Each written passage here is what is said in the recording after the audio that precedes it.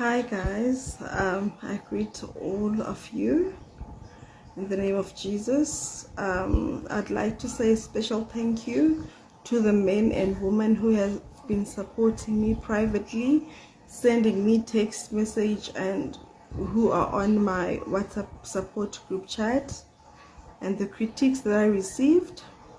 Well, thank you for them as well.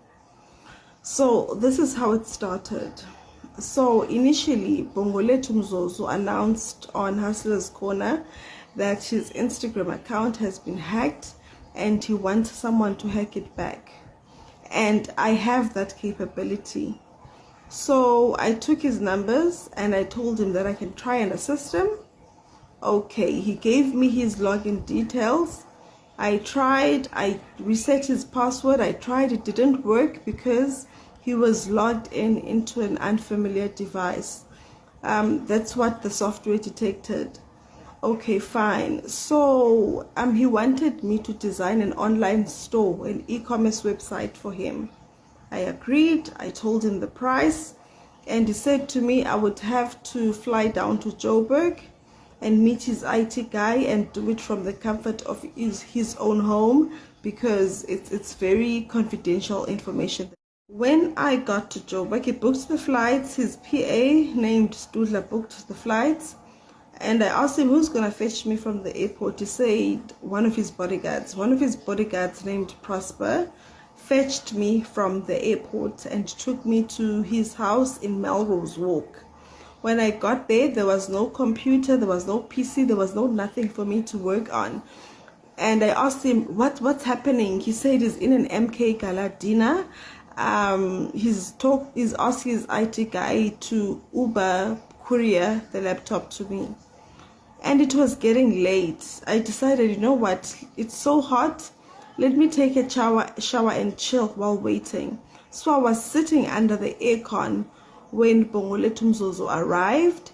He stripped himself naked, like literally naked as he was born, and he said that he's been longing to touch my boobs.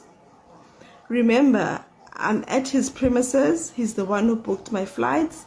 I don't know anyone around there. I don't know what would happen if I would scream and ask for help, because clearly the man is dangerous. I'm not saying he's dangerous. He does own a firearm, but he did not point the firearm towards me. He put it in his drawer. Okay, so I allowed him to do as he pleases with me, simply because I'm at his mercy, at his house. Even if I scream, no one will come to my rescue. So under duress, I agreed to everything that he wanted to do with me, which was not the website that he requested. And I at least asked him to use a condom, and he refused. All he did was to take out a 500 milligram of Johnson & Johnson baby oil and lotioned his penis and told me that it serves as body oil. So now I'm shocked when he says that he's being chased by his political enemies.